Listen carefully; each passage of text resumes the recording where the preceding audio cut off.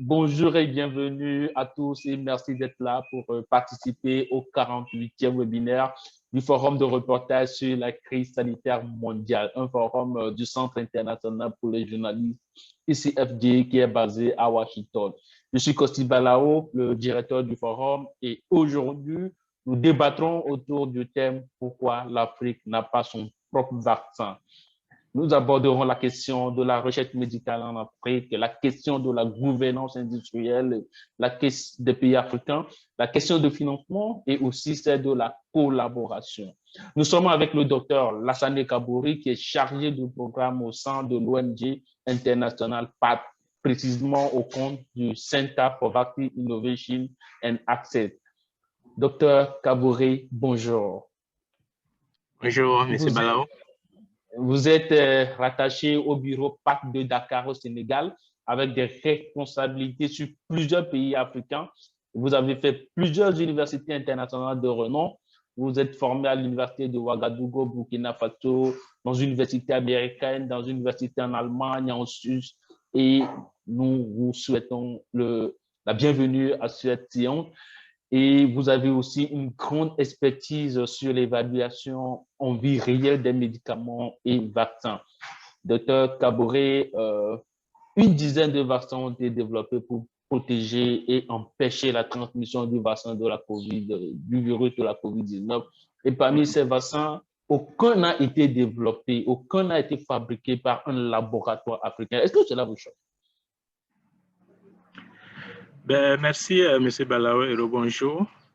Effectivement, pour tout un continent de plus d'1 milliard d'habitants et pour une menace aussi grave qu'est la COVID-19, qui est en réalité, par moment, on a vraiment considéré la COVID-19 comme une menace existentielle pour nos nations, pour nos pays. Et donc, face à de tels événements, il aurait été intéressant donc que le continent que nous sommes puisse réagir avec des propositions de solutions. Mais effectivement, et comme vous l'avez dit, on constate que l'Afrique n'a pas pu être au rendez-vous donc de la course de la vaccination. Et donc, bon, nous essayons donc de profiter de ce que les autres ont trouvé. Je n'en suis pas surpris, mais je n'en suis pas non plus heureux parce qu'il a fallu que nous soyons à ce rendez-vous. Peut-être qu'il n'est pas encore trop tard pour réajuster les choses. Je vous laisse la main, docteur, pour offrir votre présentation aux journalistes et aux confrères francophones. OK. Bonjour, Monsieur Balao. Bonjour à tous les participants. Donc, c'est vraiment un plaisir pour moi d'être avec vous ce matin pour qu'on s'entretienne sur ce sujet. Comme je l'ai dit, donc le sujet initial qui m'a été proposé pour être développé, c'était pourquoi l'Afrique n'a pas son vaccin anti-COVID-19.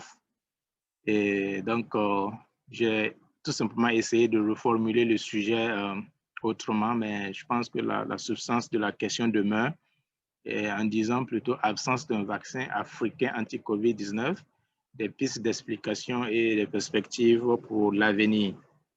Alors, vous m'avez effectivement présenté, je pense que ce n'est pas nécessaire de revenir là-dessus. Je peux néanmoins souligner effectivement que je travaille pour l'ONG PATH, qui est une organisation américaine à but non lucratif qui appuie plusieurs pays sur les questions de santé publique, y compris sur la vaccination. Donc, je déclare d'emblée que je n'ai pas de conflit d'intérêt. Je n'ai pas de conflit d'intérêt à déclarer, parce que n'étant pas associé directement au développement d'un quelconque vaccin ou n'ayant pas d'action dans une quelconque industrie.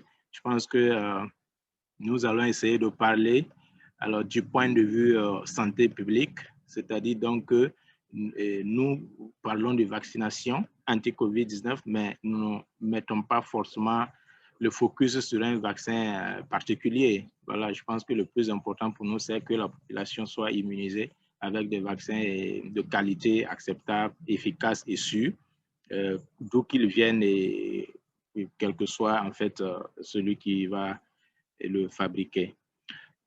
Donc, c'est un sujet un peu vaste, hein, pour lequel j'ai eu un peu du mal à le cerner parce que, comme vous le savez, la question telle que posée, voilà, on pourrait en fait, la question pourrait faire l'objet de plusieurs thèses parce qu'il y a tellement d'aspects à aborder, mais j'ai essayé donc de retenir un certain nombre d'éléments de discussion et de toute façon, donc, au-delà de ce que je pourrais aborder dans ces diapositives, d'autres points et pourraient intervenir dans la discussion avec les participants éventuellement. Donc, le plan de présentation que je propose, c'est d'abord une introduction et suivi d'un sous-chapitre sur la contribution de la recherche biomédicale africaine aux innovations et à la production globale de connaissances. Ensuite, nous allons essayer de voir quelques déterminants de l'état actuel de la recherche biomédicale en Afrique et finalement terminer sur des perspectives, c'est-à-dire comment l'Afrique peut-elle être au rendez-vous de la prochaine pandémie, parce que d'après les experts, la question n'est pas s'il y aura d'autres pandémies, la question c'est quand il y en aura, parce que nous sommes dans un nouveau monde où les risques de pandémie sont très élevés. Si bien qu'on gagnerait à être prêt et à tirer les enseignements sur l'épisode COVID-19 et en tout cas être plus réactif la prochaine fois. Alors, une brève introduction sous forme de chronologie. Hein. Nous savons que c'est depuis le 31 décembre 2019 que un cluster, c'est-à-dire un regroupement de cas de pneumonie avait été signalé dans la ville chinoise de Wuhan.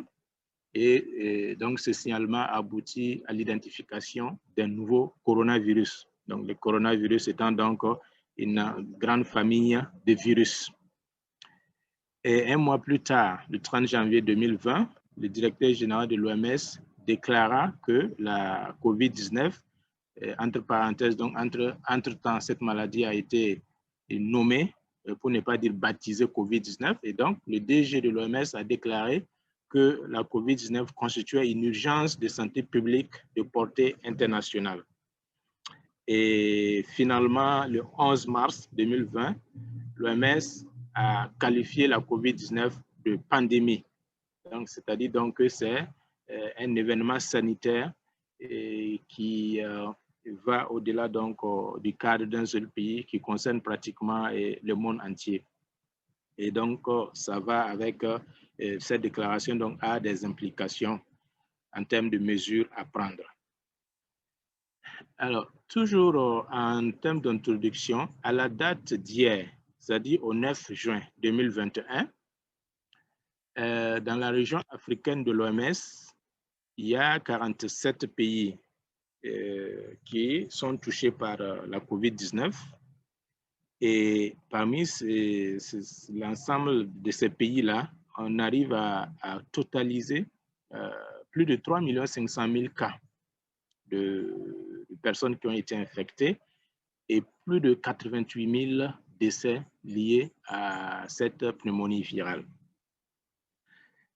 Et quand donc nous parlons de la région africaine de l'OMS, c'est ce qui peut être vu sur cette carte, parce que en fait, ce n'est pas tous les 54 pays africains qui font partie de la région africaine de l'OMS. Comme vous le savez, l'OMS, comme les autres institutions internationales, essaient donc d'avoir des regroupements de pays. Et donc, on voit essentiellement que l'Afrique subsaharienne, plus l'Algérie, donc c'est ce qui constitue la région africaine de l'OMS. C'est pourquoi donc on parle de 47 pays. Alors, sur ces 47 pays, comme je disais tantôt, on a enregistré plus de 3 500 000 cas, plus de 88 000 décès. Et ce qui est intéressant, Dieu merci, parmi les cas, il y a un très grand nombre qui guérissent. Voilà, on a plus de, sur 3 500 000 cas, et plus de 3 500 000 cas, nous avons également plus de 3 200 000 guérisons, heureusement donc, je dirais. En termes de nombre de cas actifs, sur l'ensemble des pays de la région, les 47 pays, à la date d'hier, on a toujours 232 971 cas actifs, c'est-à-dire donc des infections en cours. Et au cours des dernières 24 heures, c'est-à-dire donc entre avant-hier et hier, sur l'ensemble des pays, on notifié plus de 11 000 nouveaux cas. Donc, c'est-à-dire donc que nous sommes toujours dans la pandémie, dans l'épidémie, et on n'est pas à l'abri d'une nouvelle vague. Et juste pour dire que on n'est toujours pas sorti de la maladie et on est toujours en train de chercher des solutions, soit préventives, soit curatives, soit en termes de diagnostic, pour donc contrôler, pour ne pas dire éliminer ou éradiquer même cette maladie. Ben, nul besoin de souligner l'énorme impact économique et social de la maladie qui a carrément bouleversé nos habitudes. Très bien. Alors, étant donné la situation, dès janvier 2020, on a assisté au lancement de la course au vaccin pour trouver, en tout cas, des remèdes préventifs contre cette maladie virale. Et à la date du 8 juin, quand on essaie de faire le point de où on en est exactement avec la recherche vaccinale, on se rend compte qu'il y a un total de 287 candidats vaccins qui sont dans différentes phases d'essai ou de recherche, n'est-ce pas?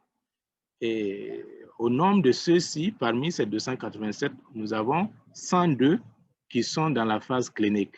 Donc, la phase clinique, ça veut dire qu'il y a 102 candidats vaccins qu'on est en train de tester chez l'homme.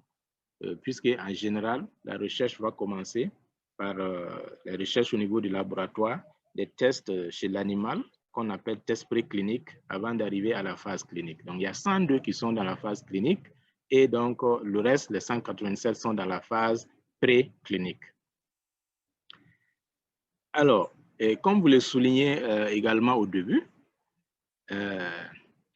alors dès novembre-décembre 2020, ou même peut-être avant, on a donc assisté à des annonces, donc oui, à des publications scientifiques relatives à des vaccins qui ont obtenu des résultats probants après les essais de phase 3, n'est-ce pas? Si bien qu'à ce jour, il y a 16 vaccins qui sont présentement utilisés dans diverses parties du monde, n'est-ce pas? Alors, donc j'ai essayé de les répertorier ici. Certains sont plus connus peut-être de nous en Afrique, d'autres un peu moins, mais on retient par exemple que nous avons donc le vaccin de Pfizer-BioNTech qui était l'un des premiers. Donc Pfizer-BioNTech qui est un binôme ou un consortium d'une firme pharmaceutique et d'une start-up, donc Allemagne-américain, germano-américaine, je dirais. Nous avons Moderna également, donc le vaccin est sur le marché, qui est une start-up américaine. Donc au niveau de la Chine, nous avons donc une des firmes chinoises qui a mis au point un vaccin, le vaccin russe connu sous l'appellation Sputnik V. Nous avons également le vaccin de Johnson & Johnson. Johnson & Johnson étant une firme belgo-américaine. Et ils ont leur filiale en Belgique qu'on appelle Janssen, et donc qui sont ensemble donc dans la mise au point de ce vaccin. Oxford AstraZeneca, un peu l'un des plus connus en Afrique parce que c'est ce que nous sommes en train d'administrer à nos populations actuellement. Et le vaccin Sinopharm, en Inde, il y a Bharat Biotech. Alors, une firme au niveau du Kazakhstan, une autre firme au niveau de l'Inde, de la Chine, encore la Chine. Et donc, au niveau de la Chine, il y a véritablement donc 5 à 6 firmes qui ont pu développer des vaccins et qui sont en utilisation. Et ce qui est important à souligner, au niveau de Cuba, Cuba a 2 vaccins, 2 candidats vaccins, mais apparemment, en tout cas, est très avancés, qui sont en train d'être utilisés. Et donc, dernièrement, on a aussi une institution russe qui a également mis au point un vaccin. Donc, ça fait 16. Mais ce qu'il faut retenir, c'est que parmi ces 16, en termes de réglementation, les pays ont des approches différentes. Voilà, ce n'est pas forcément parce que, par exemple, il y a un vaccin qui est utilisé en Inde que nous allons l'utiliser automatiquement en Afrique, au Togo, au Burkina ou, je ne sais pas moi, dans un autre pays, parce que, bon, chaque pays un peu regarde les données disponibles pour prendre une décision. Et en la matière, généralement, la plupart des pays en développement s'en remettent à la détermination de l'OMS, qui fait ce qu'on appelle habituellement la préqualification. Et donc, quand on dit qu'un produit, un vaccin ou un médicament est préqualifié par l'OMS, c'est un gage de qualité. C'est-à-dire que nous, nos pays n'ont pas forcément besoin d'aller faire le contrôle de qualité, faire les prélever des échantillons pour analyser, parce que l'OMS fait cela déjà pour le compte des pays qui n'ont pas suffisamment les ressources pour le faire. Si bien que parmi ces 16, il y a 6 vaccins qui sont présentement sur la liste EUL de l'OMS. EUL, c'est Emergency Use Listing, c'est-à-dire que, si vous voulez, c'est comme des autorisations provisoires de l'OMS compte tenu de l'urgence sanitaire, en attendant donc que l'utilisation soit l'approbation soit définitive. Mais le fait déjà qu'un vaccin bénéficie, par exemple, de ce statut de listing EUL, permet à ce produit, par exemple, de pouvoir être éligible à faire partie de l'initiative COVAX. Donc, il y a une autre initiative déjà mise en place pour permettre aux pays à ressources limitées d'avoir accès au vaccin. Donc, à ce jour, alors, ces 6 produits, donc, c'est celui de Pfizer, BioNTech, Moderna et Sinovac. La Chine a 2 vaccins parce qu'il y a Sinovac et Sinopharm. Et donc, le vaccin de Johnson & Johnson et puis Oxford AstraZeneca. Voici les 6 produits qui sont donc sur la liste de l'OMS et donc qui pourraient être accessibles à travers, par exemple, des initiatives comme Gavi ou comme COVAX. Et ce qu'il faut noter, c'est que c'est dynamique. Hein. Ça, c'est la liste vraiment à la date d'hier ou d'avant-hier. Mais il y a d'autres vaccins qui sont en étude également par l'OMS, comme le vaccin russe, par exemple, qui, en fin de compte, pourrait aussi être rajouté à cette liste-là. Bien.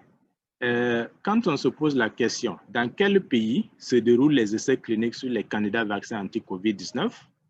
Alors, cette cartographie nous permet de voir un peu où est-ce que les recherches sont en train d'être menées, en termes d'essais cliniques. Alors, on se rend compte donc que la grille de lecture, c'est que plus c'est foncé, plus la coloration est foncée, plus donc il y a des essais cliniques qui ont été enregistrés dans ce pays et qui sont en train d'être mis en œuvre. Alors, donc, nous nous rendons compte que sur le continent africain, en dehors de l'Afrique du Sud, du Kenya, de l'Égypte et du Maroc, voilà, essentiellement dans ce pays qu'un certain nombre d'essais ont pu ou sont en train d'avoir lieu. On se rend compte que l'ensemble du continent est globalement, je vais dire, coloré en blanc ou pas du tout coloré, ça dépend de comment on voit les choses, et ce qui signifie que en termes de participation aux essais cliniques, pour l'instant, nous sommes un peu en retrait. Donc, ce que je dois préciser, c'est que participer aux essais cliniques, un pays peut ne pas avoir son propre vaccin, mais constituer un site de recrutement pour les tests, pour les essais sur ce vaccin. Par exemple, ce qui s'est passé en Afrique, aucun de ces pays n'a mis au point son propre vaccin, mais compte tenu des infrastructures qui sont disponibles là-bas et compte tenu de la nécessité de diversifier un peu les profils démographiques, socio-économiques, etc., des populations qui participent aux essais, c'est toujours bien d'avoir des sites diversifiés. Et c'est ce qui justifie que certaines firmes donc, font des essais en Afrique, mais là également, comme on le voit sur la carte, la participation est très donc, limitée. Voilà. Mais quand vous regardez donc les autres continents, vous voyez donc que c'est très foncé donc, en termes de ce qui se passe en matière d'essai vaccinal. Bien. Et pour terminer avec l'introduction, on retient donc de ce qui précède, les diapositives précédentes, on se rend compte qu'il n'y a aucun vaccin africain en utilisation ou en développement avancé, n'est-ce pas? Et comme nous avons vu également dans la carte, sur la carte précédente, seuls quelques pays sont des sites de recrutement pour les essais vaccinaux. Donc, on a parlé du Kenya, de l'Afrique du Sud, de l'Égypte et du Maroc. Voilà. Donc, l'Afrique est globalement absente dans la recherche vaccinale sur le COVID-19. Dans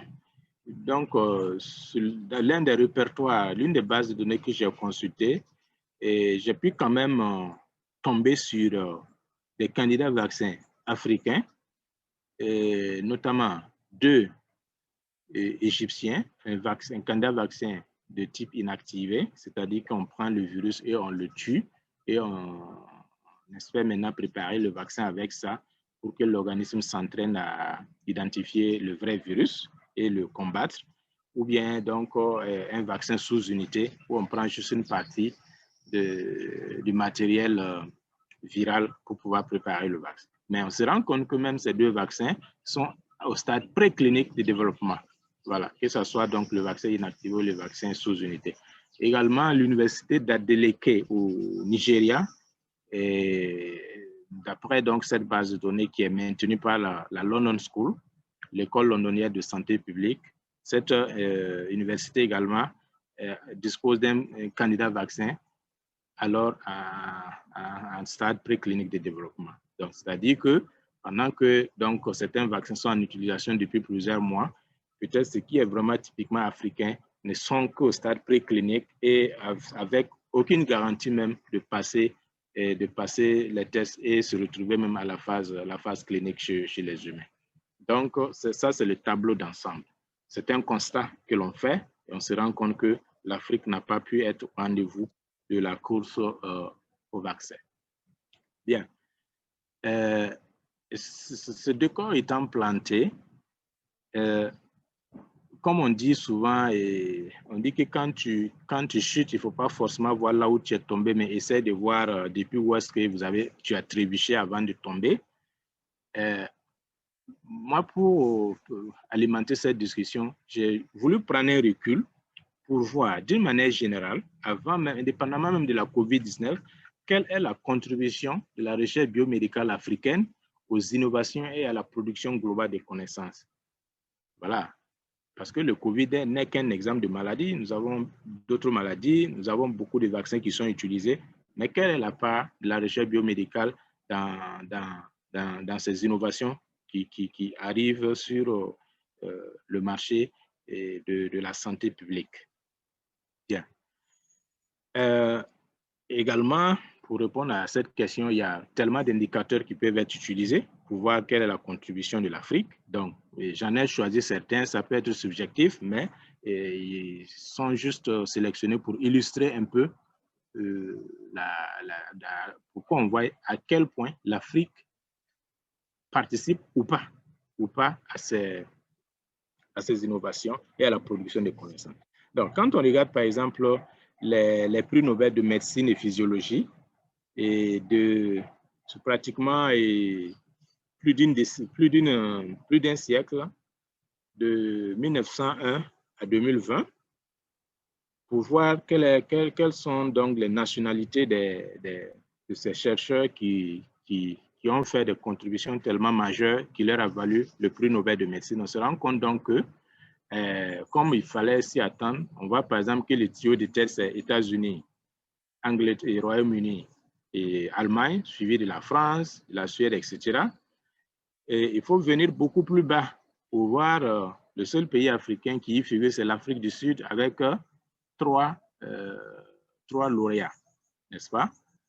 Mais ce qu'il faut se dire également que même ces 3 lauréats, probablement que c'est des chercheurs peut-être qui sont nés sur le sol sud-africain, mais qui probablement ont eu leur Nobel de médecine en travaillant, n'est-ce pas, en travaillant ou en menant leurs recherches sur d'autres continents, notamment aux États-Unis. Donc, ces critères montrent déjà donc que nous n'avons pas pu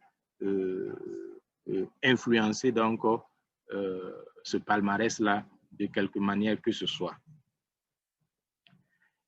Et un autre critère que j'ai vu, que j'ai retenu, c'est par exemple le classement donc, des pays en termes de contribution aux publications scientifiques dans un certain nombre de revues qui sont indexées, n'est-ce pas?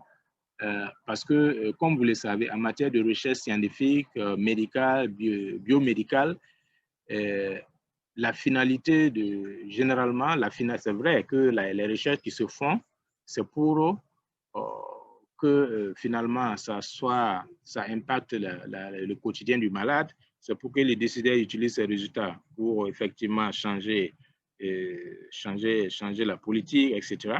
Mais en fin de compte, tout travail d'un certain niveau, n'est-ce pas, sur le plan scientifique, doit faire l'objet d'une publication.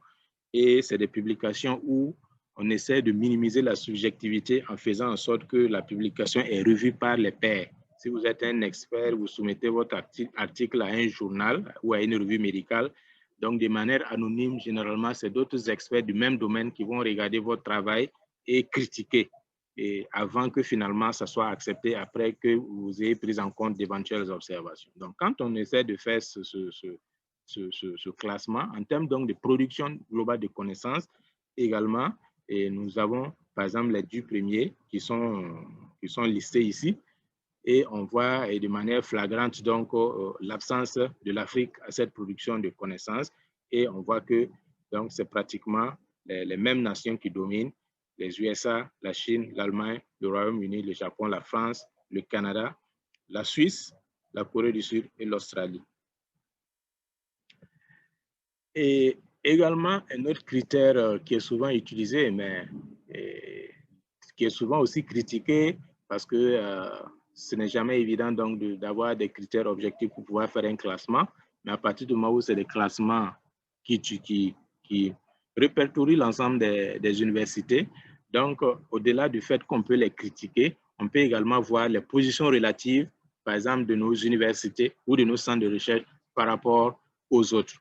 Donc, j'ai pris par exemple le classement des 500 meilleures institutions de recherche médicale, de recherche en matière de biotechnologie. Et donc, il y a plusieurs classements, et dont celui donc, de l'Université de Shanghai qui est publié régulièrement chaque année depuis au moins 10 ans. Donc, on se rend compte que dans ce classement, il n'y a que 7 universités africaines, dont 3 égyptiennes, qui sont classées donc au niveau de la plage 401-500, n'est-ce pas? Donc, comme je dis, c'est les 500 meilleurs qu'on a classés. Donc, les 3 universités d'Égypte, qui sont certainement les meilleures d'Afrique, se retrouvent dans la plage 401-500. Donc, on a 2 universités d'Afrique du Sud qui sont dans les 301 à 400 en termes de classement, et 2 autres universités d'Afrique du Sud qui sont donc dans les 401-500. Donc, vous voyez que ces universités qui sont censées être un peu les meilleures de l'Afrique, si l'on s'en tient à ce classement, se retrouvent également être, voilà, il faut aller jusqu'à au moins 300 à 400 pour pouvoir retrouver un peu comment se positionnent nos universités.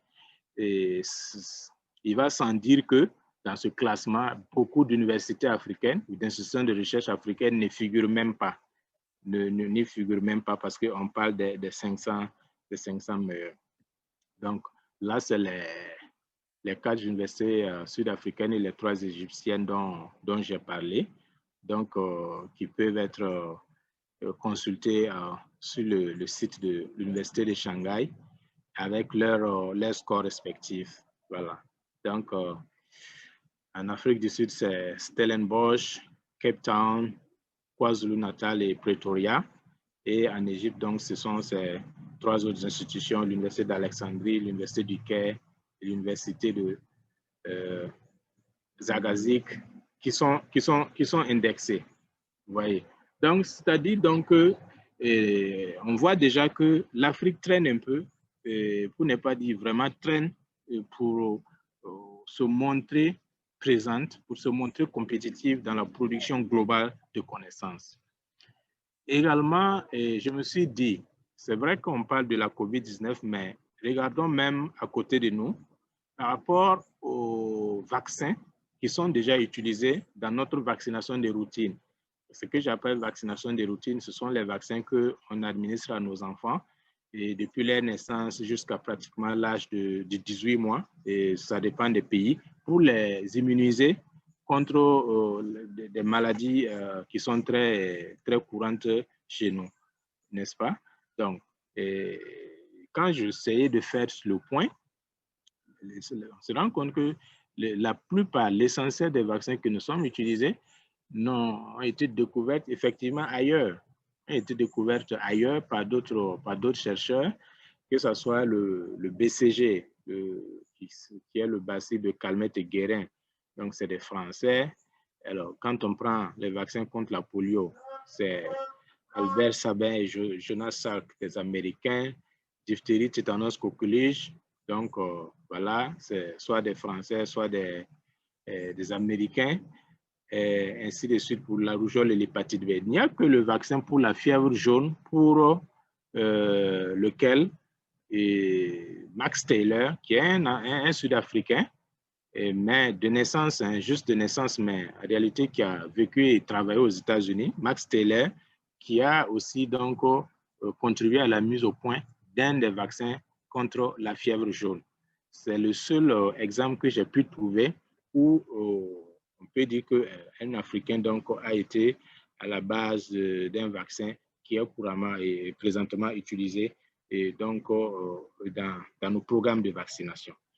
Donc, c'est juste pour dire qu'on a un contexte global de non-participation ou de très faible participation du continent à la production de connaissances et à la découverte d'innovations biotechnologiques pour répondre aux questions de santé de nos populations.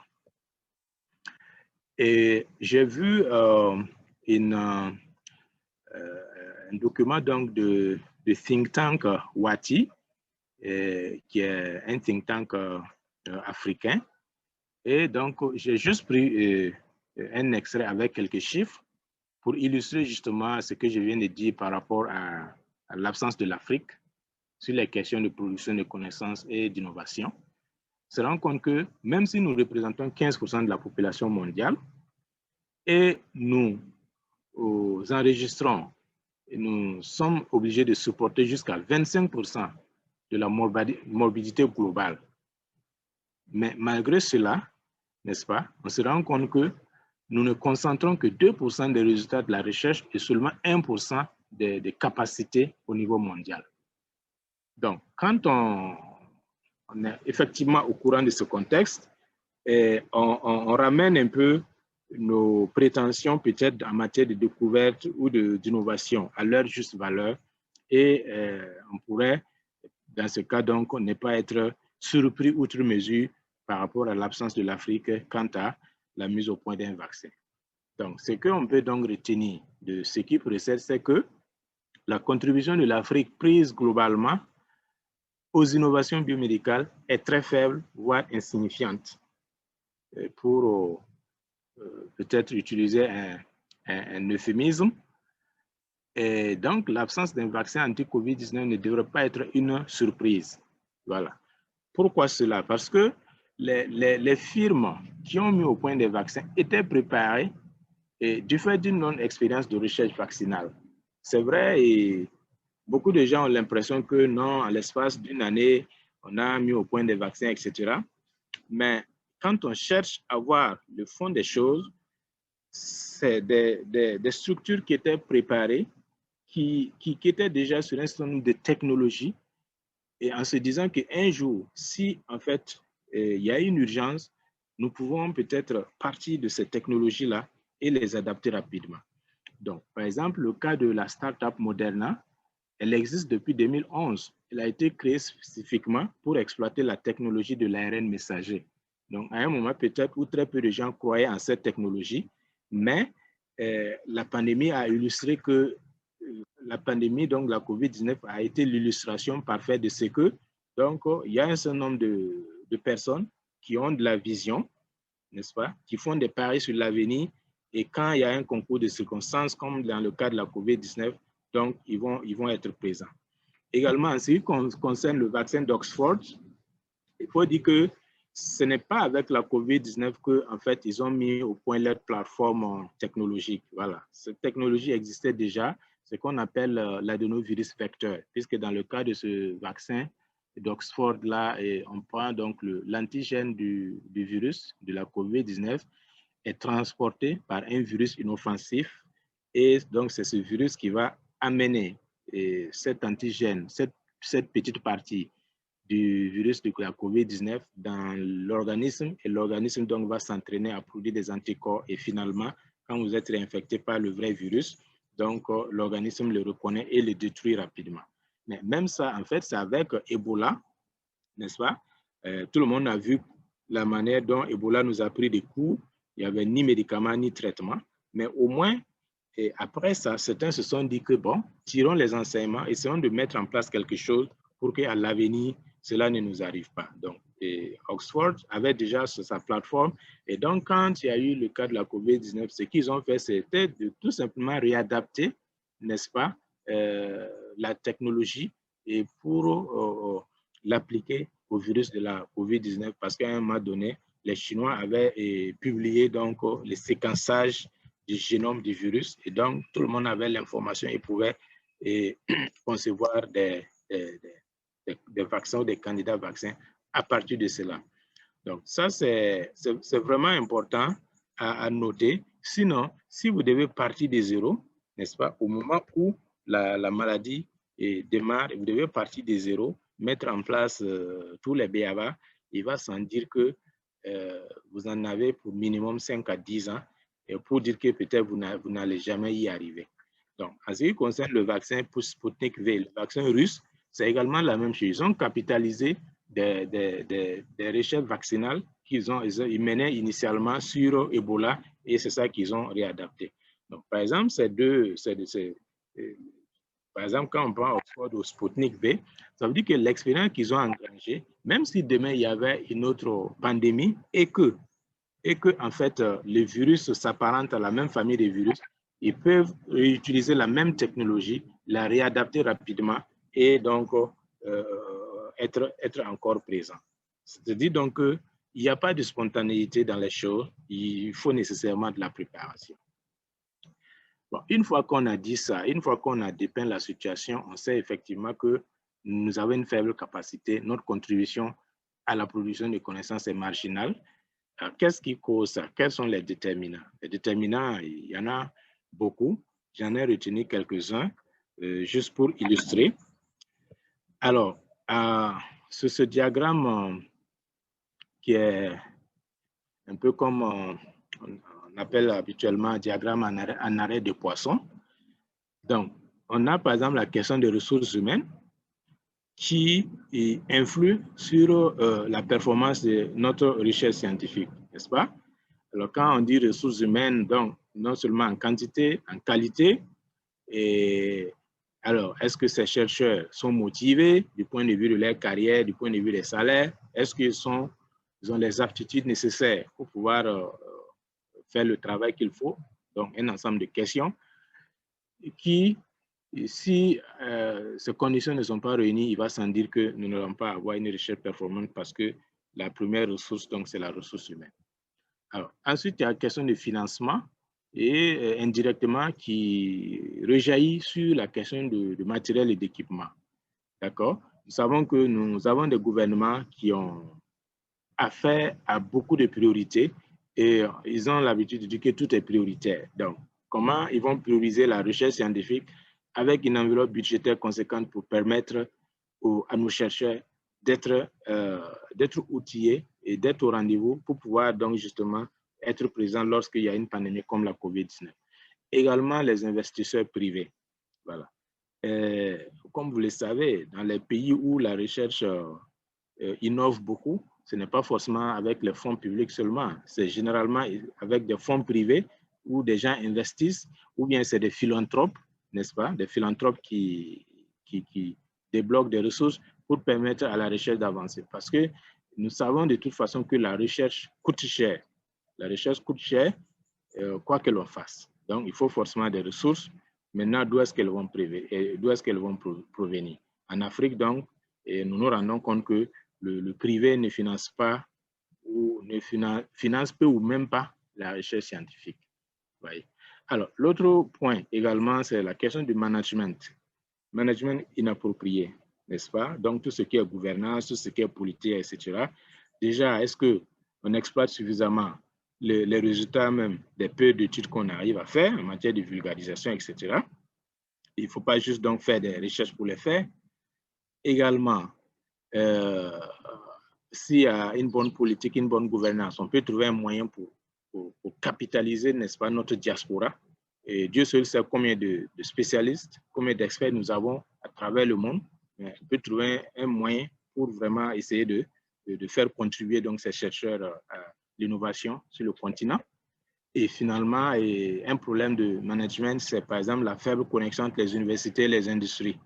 Voilà. Si voilà, ceux qui peuvent faire des découvertes théoriques ne sont pas connectés avec ceux qui peuvent les traduire en découvertes concrètes, donc il va des fois soit que cela va contribuer à ce que nous soyons très peu performants en matière d'innovation. Donc, dans les diapositives qui suivent, je prends juste quelques exemples. Hein. Quand on essaie de voir le nombre de chercheurs par million d'habitants, c'est un indicateur. Donc, sur cette cartographie, on se rend compte que au niveau de l'Afrique, soit on n'a pas de données, soit en fait les effectifs sont très faibles, voyez-vous, parce que la lecture donc de cette carte, c'est que plus c'est foncé, plus le pays dispose d'un grand nombre de chercheurs par million d'habitants. Alors, donc, en ce qui concerne l'Afrique, nous voyons que la plupart des pays sont très peu colorés, et soit donc les effectifs sont très faibles, par exemple moins de 311 par million d'habitants, soit il n'y a pas de données. Donc, nous voyons déjà que la ressource humaine en quantité n'est pas disponible. Alors, et si vous n'avez pas donc, la ressource humaine, comment vous allez faire pour créer? Un autre aspect qui concerne les ressources humaines, c'est la rémunération, n'est-ce pas? Donc, j'ai pu trouver quelques exemples avec des chiffres peut-être qu'il faut relativiser, mais qui peuvent effectivement aussi nous donner ne serait-ce qu'une idée sur l'ordre de grandeur des salaires donc, des chercheurs sur le continent. Ou en Côte d'Ivoire, par exemple, donc, nous avons consulté une source qui indique qu'en 2017, le salaire d'un enseignant-chercheur va de 900 à 1900 euros. Au niveau du Kenya, la moyenne, c'est 1500 euros. Au niveau du Rwanda, 900 euros, n'est-ce pas? Donc, c'est vrai, on pourrait penser que ces salaires sont acceptables comparativement à ceux des autres travailleurs, et notamment du public. Mais la question qu'on est en droit de se poser, c'est est-ce que ces salaires sont suffisamment attrayants pour pouvoir non seulement attirer, mais retenir des chercheurs très hautement qualifiés? C'est là la question, parce que s'il est très qualifié, il peut avoir des propositions d'embauche à partir de plusieurs endroits. Et donc, si au niveau national, dans nos universités, dans nos centres de recherche, ce n'est pas suffisamment attrayant, donc ce n'est pas sûr qu'on peut les avoir. Et même si on les recrute, et on peut avoir des problèmes à les retenir, ils vont probablement partir et se faire valoir ailleurs, n'est-ce pas? Alors, s'agissant de la question de financement, l'Union africaine avait eu à fixer une norme pour que la plupart des pays africains puissent investir 1% de leur PIB dans la recherche scientifique. Mais quand on regarde les chiffres, on se rend compte que très peu de pays, n'est-ce pas, très peu de pays se rapprochent de ça. Et en 2019, en Afrique globalement, c'est 0,42%. Donc GDP, c'est le PIB, hein, c'est l'appellation anglaise. 0,42% du PIB qui a été consacré à la recherche scientifique. Donc, même pas la moitié de l'objectif des 1%. Et en Côte d'Ivoire, par exemple, en 2016, nous avons trouvé une source qui indiquait que c'était 0,08% du budget qui avait été consacré à la recherche scientifique, comparé à une moyenne mondiale de 1,7%, n'est-ce pas? Et en Afrique, on se rend compte qu'il n'y a que quelques pays, qui font l'effort, qui tendent vers les 1%, notamment le Kenya avec 0,8%, l'Afrique du Sud 0,75% et l'Égypte 0,6%. Et donc, vous voyez que ce n'est peut-être pas pour rien que quand j'avais présenté tantôt le classement des 500 meilleures universités, l'Afrique du Sud et l'Égypte s'étaient illustrés avec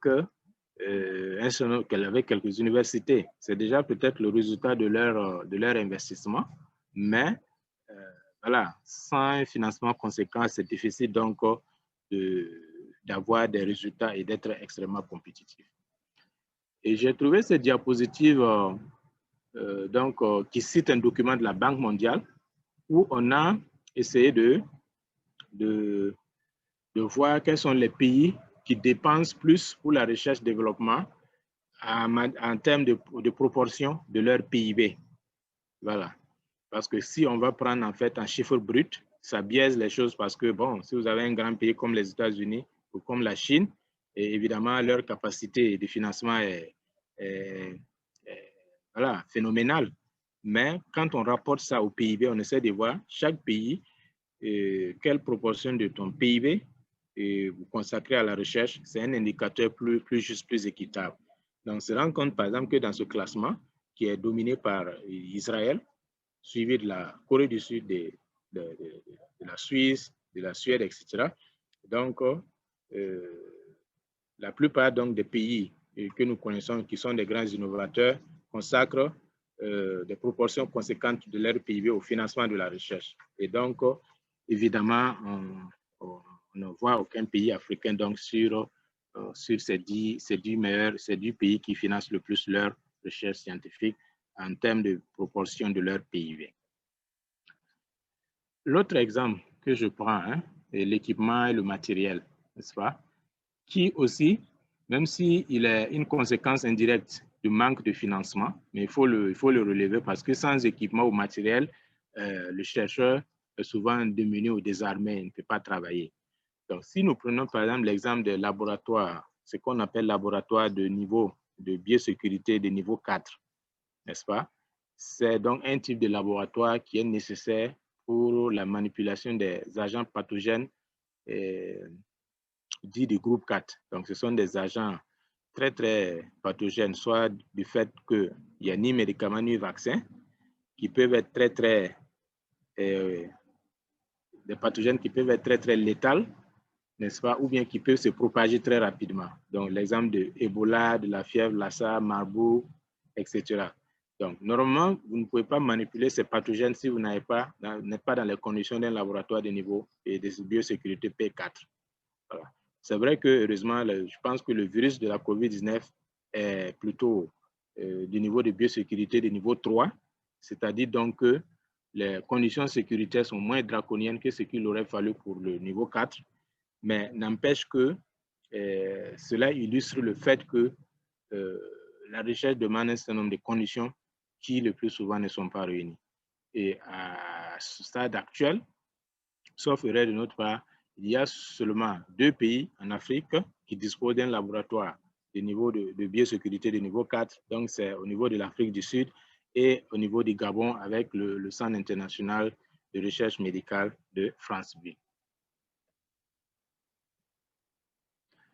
On avait aussi relevé en termes de management, de gouvernance, de politique, etc., la faible connexion entre les universités et les industries.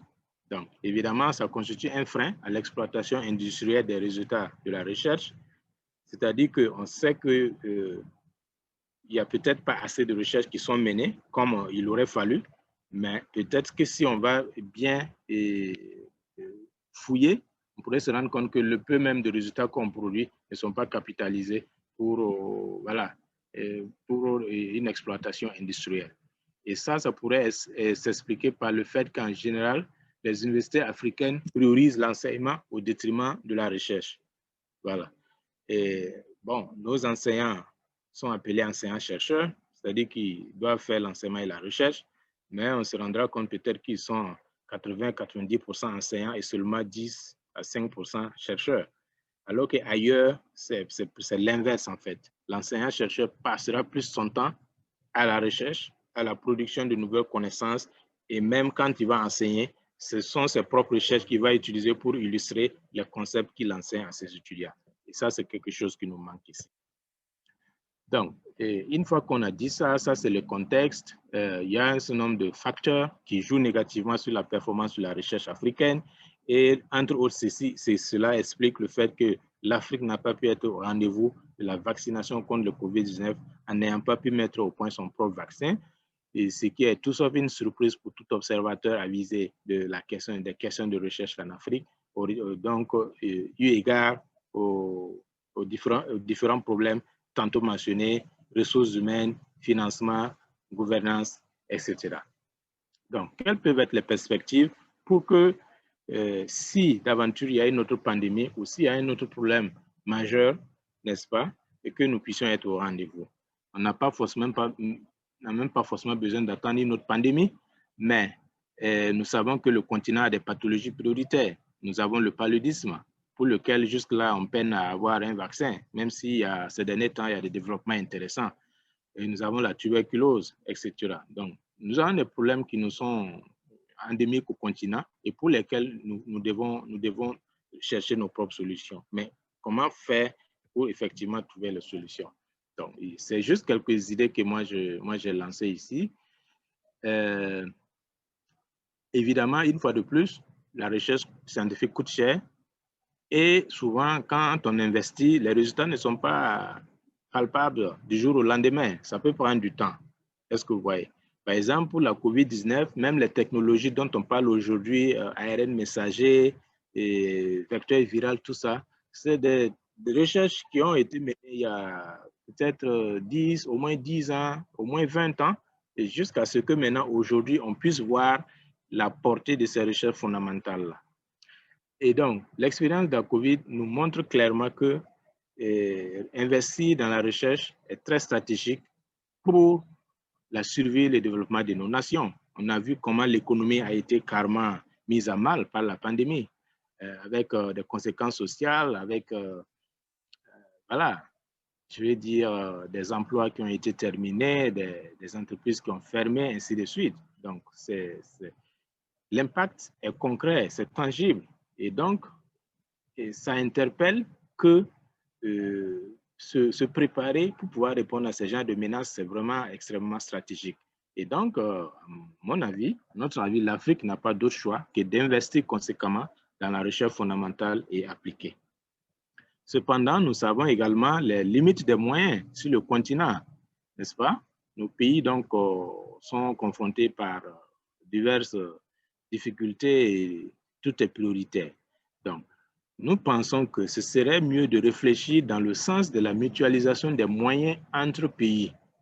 Voilà. Plutôt que chaque pays essaie de caracoler tout seul pour financer sa recherche, on peut penser vraiment à créer, par exemple, des pôles régionaux de compétences. Et ces pôles-là peuvent se créer en tenant compte des centres de recherche déjà existants, des espaces communautaires, tels que, par exemple, la SADC, la CEMAC et la CEDEAO, et des priorités de santé publique. Voilà. À titre d'illustration, on peut par exemple prioriser en Afrique de l'Ouest et du Centre. Nous savons déjà qu'il y a déjà un certain nombre de centres qui excellent dans un certain nombre de domaines. Nous savons par exemple, je viens de citer l'exemple du centre de recherche médicale de Franceville au Gabon. Alors nous savons que ce soit en Centrafrique, que ce soit au Cameroun, il y a des instituts Pasteur, n'est-ce pas, en Afrique de l'Ouest également.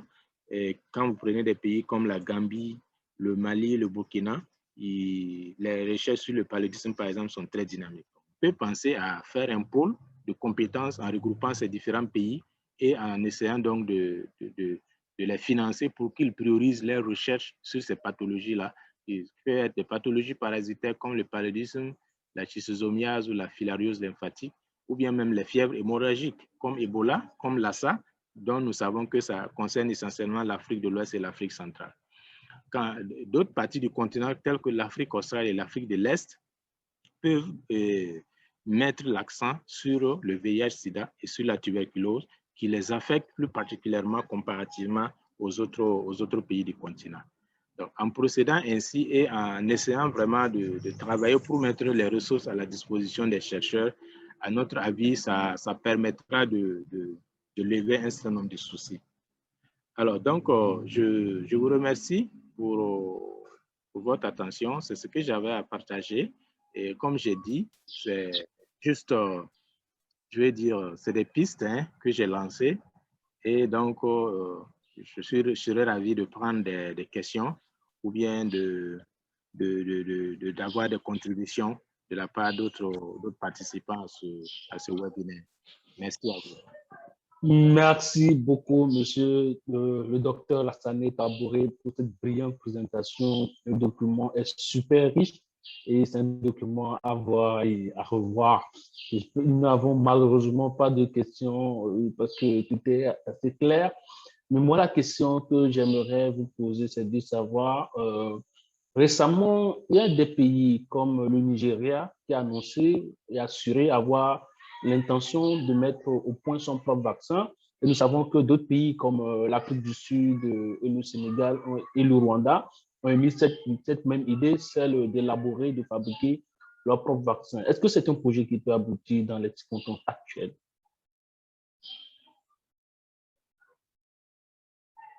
Pardon. Merci pour cette question. Comme je l'ai dit, il est évident que les pays doivent prendre un nouveau départ, faire un autre pari pour l'avenir. Dans le cas de la COVID-19, pourquoi pas? Comme je l'ai dit, j'ai vu qu'au niveau du Nigeria, il y a une université où on a parlé d'un candidat vaccin qui est en essai, en phase préclinique. Donc, à mon avis, c'est des ambitions légitimes parce que si Cuba a réussi à le faire, Cuba n'est pas une foudre de guerre, je dirais. Voilà, nous savons tous ce que Cuba a vécu, mais je pense que c'est vraiment la vision de leurs dirigeants, n'est-ce pas, et qui leur a permis d'être où ils sont. C'est l'un des petits poussés vraiment des pays non industrialisés qui n'est pas une grande puissance aujourd'hui, qui est présent avec jusqu'à 2 vaccins. Et ce n'est pas exclu que dans les mois ou années à venir, si la COVID n'est pas éradiquée, nous recevons des vaccins en provenance de Cuba. Mais quel est le secret de Cuba? Ben, c'est difficile pour moi vraiment de révéler ces secrets, mais vous le savez que Cuba a une tradition même en matière d'innovation et sur le plan de la médecine. Alors, et depuis très longtemps, ils ont essayé d'être autonomes. Ils forment leurs spécialistes, ils forment leur personnel et ils en exportent même, n'est-ce pas? Ils en exportent même dans d'autres pays. Je ne sais pas au Togo ou dans d'autres pays, mais au Burkina, par exemple, à l'heure où je parle, si on fouille bien, il y a certainement des médecins cubains qui sont là dans le cadre de la coopération et qui appuient. Donc, sur ce plan, et peut-être aussi qu'avec les tensions diplomatiques avec les autres pays, avec l'embargo, tout ça, le pays s'est certainement dit qu'il doit sa survie à sa capacité d'innover. Sinon, effectivement, vous imaginez une île comme Cuba, si la COVID rentre et qu'ils ne peuvent pas réagir, trouver une solution donc à leurs propres problèmes, ça veut dire qu'ils sont voués à disparaître. Je me dis que c'est l'ensemble de ce contexte d'adversité qui a certainement poussé ce pays à prendre son destin en main. Nous avons une question qui vient d'être posée dans la boîte de chat. La question nous vient d'Espoir Agaziri qui demande: est-ce que l'Afrique peut partir de zéro pour réussir dans le domaine de la santé?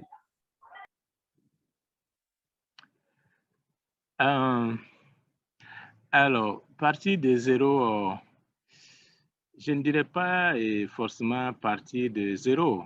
Je pense qu'il y a quand même un existant. La plupart de nos pays quand même sont indépendants depuis presque 50, 60 ans. Donc, je ne dirais pas partir de zéro. Mais évidemment, ça demande de la vision. Je pense sincèrement que ça demande de la vision et il faut y croire. Il faut y croire et accompagner les chercheurs et être patient pour pouvoir avoir les résultats. Voilà. Quand les différents classements que je présentais, si vous avez remarqué, un pays comme la Suisse revient très régulièrement dans les classements parmi les grands innovateurs, parmi les... Voilà. Mais la Suisse, vraiment un petit pays qui vit vraiment des services, mais qui n'a pas de ressources extraordinaires en matière de, hein, je vais dire, de ressources naturelles. Mais quand vous regardez donc le poids de ce pays en matière d'innovation, en matière de recherche, avec par exemple deux géants pharmaceutiques qui sont Novartis et Roche, donc c'est une source d'inspiration. À mon avis, essayons de nous inspirer d'un certain nombre de pays et voir ce qui a été fait. Et puis aussi, ce qui est important de nos jours, plutôt que de chercher à partir des zéros, à mon avis, serait très intéressant qu'on cherche à tirer parti des différentes coopérations possibles. Et aujourd'hui, vous voyez que le savoir est pratiquement démocratisé, le savoir est accessible, voilà, et avec la mondialisation, avec Internet, tout ça. Moi, je pense qu'il faut qu'on capitalise ça, qu'on mise sur, par exemple, la coopération. Et voilà, et la coopération soit sud-sud ou bien la coopération avec un certain nombre de pays qui vont nous appuyer pour pouvoir vraiment, avancer. Sinon, partir de zéro, à mon avis, ça va être très difficile. Docteur, à vous entendre et puis à analyser le tableau, le document que vous avez présenté, on dirait presque que le rôle de l'Afrique est effacé dans la production des connaissances et que la place de l'Afrique est vraiment marginale et qu'en Afrique, la recherche scientifique relève encore du parcours du combattant. Et ceux qui vous suivent actuellement sont pour la plupart des journalistes et la question qu'on aimerait vous poser, c'est de savoir quel rôle, que pensez-vous que les journalistes peuvent faire pour aider l'Afrique à occuper une place importante dans la production des connaissances? OK. Voilà, déjà, je dirais que, en toute sincérité, ce n'est pas de gaieté des cœurs donc, que j'ai présenté ces résultats moins reluisants pour le continent. J'aurais tant aimé que voilà, et les nouvelles soient plutôt agréables ou bien qu'on montre un peu la place de l'Afrique. Hein? Évidemment, si on prend d'autres domaines de la vie, Ouais. voilà, l'Afrique rayonne souvent. Mais ici, force est de reconnaître qu'on ne rayonne pas. Donc, pour moi, et quant au rôle du journaliste, le journaliste pourrait contribuer de plusieurs manières, hein, mais une manière justement de contribuer, c'est par exemple peut-être donner de la visibilité aux chercheurs, n'est-ce pas? Donner de la visibilité aux chercheurs, mettre en exergue leurs recherches ou leurs difficultés, et puis contribuer aussi à interpeller soit donc l'opinion, soit les décideurs, à ce que effectivement on prenne en compte les préoccupations de ces enseignants ou de ces chercheurs-là en compte afin de leur permettre de travailler et voilà, et d'innover parce que sans cela, le chercheur n'est pas forcément le meilleur communicant ou le meilleur communicateur ou n'est pas forcément outillé donc pour aller vendre ses propres problèmes ou voilà, ou en tout cas approcher l'autorité. Mais comme on le dit, on sait que la presse c'est le quatrième pouvoir et donc le pouvoir de la presse est considérable et à mon avis, donc il faut un peu faire cette vitrine aux chercheurs et en termes donc de ce qu'ils font, en termes de quelles sont leurs difficultés, en termes de comment en fait l'autorité ou les décideurs pourraient les aider. C'est ce que je peux dire un peu, voilà, en haut comme ça, quoi, pour parler terre à terre. Merci beaucoup, docteur Lassane Kaboré. Ce fut un réel plaisir et un immense honneur pour nous dans le forum de vous avoir, d'avoir bénéficié des connaissances que vous avez partagées avec nous. Merci aussi pour votre disponibilité, pour avoir accepté notre invitation. Docteur, merci infiniment. Nous vous donnons rendez-vous, chers panélistes, chers participantes et participants, la semaine prochaine avec un autre débat, un autre webinaire sur la façon dont les journalistes peuvent se réinventer et s'adapter au marché du travail journalistique. Mais surtout, je souhaite à chacun une bonne fin de soirée, bon après-midi, bonne journée que vous soyez. Et merci encore une fois, Dr. Lassane Kaboré. Merci à vous. Au revoir. Au revoir. Au revoir.